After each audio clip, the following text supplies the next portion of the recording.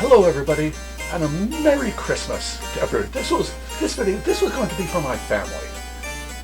But I'm opening this up to the world because this story should not stay just among the few. I'm sorry to be in this anti-holiday mood, but this is a story of treachery, heroism, and lack of true moral tone. This happened 50 years ago, and I still haven't totally gotten over it. I'll just tell the story. Let me just tell the story. This would happen in the early 70s. It took place in my hometown of Seacliff, Long Island, a beautiful town. Shortly after the holidays, all the family gathers round the tree, doo-dah, doo-dah. So, my sister Gina and her husband Bill had come to visit with their darling new baby Sally, who was upstairs taking a nap. Mom and Dad had gone out somewhere with my sister Gina, probably to the Blue Spruce Inn, but for the sake of this story, it doesn't matter where they went because, baby Sally was taking her afternoon nap upstairs in the living room, boogieing quietly so as not to disturb the baby, but having a good time, were Bill, father of the baby, me, my girlfriend, Naomi, my sister Ida, her boyfriend, Andy, and my brother, Donald, who's 12 or 13 years old. We're just boogieing around, having a good time here. Naomi says, there's an old lady. Look out the window, there's this old lady coming up the path. Ida says, oh yeah, Amma, our grandmother, was going to come and visit the baby. Once the word Amma is heard, it's like a siren going off. Everybody jumps up, heads almost hit the ceiling. Feet move in midair. So don't film it. We're all running. No one wants to deal with Amma. Quietly we run out so as not to run the baby through the hall, into the den, down the stairs, into the dirty old basement, into the blue room, which is a room that had originally been a potting shed, and some walls had been painted out and some blue paint put on. We're all hiding in there. Ding dong, ding dong, ding dong, ding dong. We're all looking at each other. Somebody's got to go deal with Amma. Who's it going to be? Not I, said Bill. She's not my grandmother. Not I, said Ida. I'm not the mother of the baby she's coming to see. Not I, said Donald. I'm just 12 years old.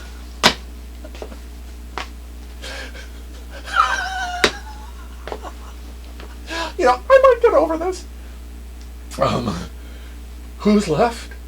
Well, there's Naomi and Andy, my girlfriend, my sister's boyfriend. They're sitting down saying, this doesn't mean this is like a game of Monopoly. We're just visiting.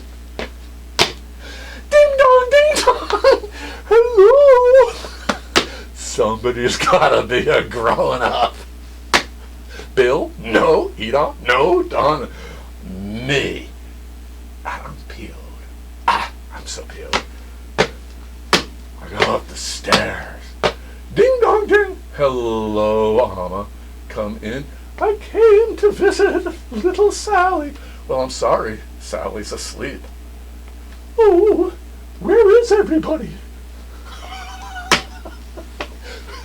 Well, Amma, some of them are outpouring him down in the Blue Spruce Inn. The others are hiding downstairs so they don't have to deal with you. No, but I didn't say that. Of course, I said, this is the heroism part.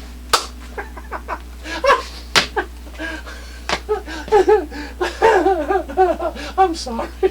This is the heroism part where I have tea with Amma while the chickens are hiding down in the basement. Come in, have a cup of tea. I go out to the kitchen. I want a beer. There's no beer. I make a pot of tea. The kitchen is right over the blue room where the bums are hiding out. I'm sending SOS. How do you do? If I'd known how to spell F-U, I would have said F. But does anybody come out? No. So I deal with Amma. I listen to her talk about how minorities are ruining the country and the town. And after about a half an hour, I drive her home. There's a stop sign up at the corner by St. Boniface. Yes, Amma, I know. Be sure to make a wide turn on Main Street. It's very narrow, you know. Yes, Amma, I know. I grew up here. So I drop her off. It's getting worse. I got rid of her, but it's worse now. It's worse. And I come back to the house. My parents' car isn't back yet. I walk in the house. The bums, they've all come up in the living room and resumed the party. I'm looking for a fanfare, at least a fanfare. You know, maybe a little worship. Thank you for being a grown-up friend. No, not a one of them. Livid. At this point, I just walked out. Naomi came out after me, tried to calm me down. Couldn't do it. These bums. I had to do it. Why me? That's what my mother used to do when we drive her to the edge. Why me? Telling stories with emphysema is difficult. But we're getting to the crucial point here. Because the crucial point of this story, the part about lack of true moral code, that hasn't come up yet. All those bums, yes, their behavior was bummish. Every damn one of them. Even Naomi and Annie, they could have helped. One of them could have. They weren't innocent. Gosh. At any rate, okay, a lot of guilt to go around here. That evening, I don't know. I guess I hadn't been fit to be with. At any rate, my brother-in-law, Bill, he went out probably to Aradas or some deli in town, and came back. He came up to me in the den with his hand behind his head, and he said, "Yo, Frank."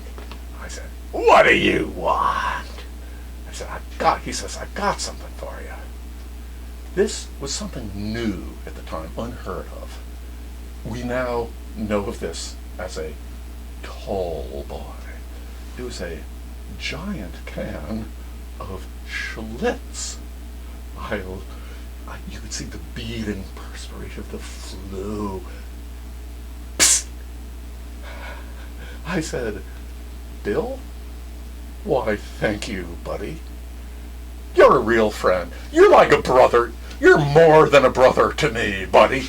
I was the one with low moral tone. I should have stayed PO'd at them to this day. But I didn't. Just because of beer. That's all it took. Low moral tone. I was the hero, yet I was as bummy as any one of them. So I wish you all happy damn holiday from me to you. Sometimes I think I got over this, and it's all coming back. And I don't drink anymore, so there's no tall boy for this. I'm back where I started. My family, my whole damn Jesus. Oh.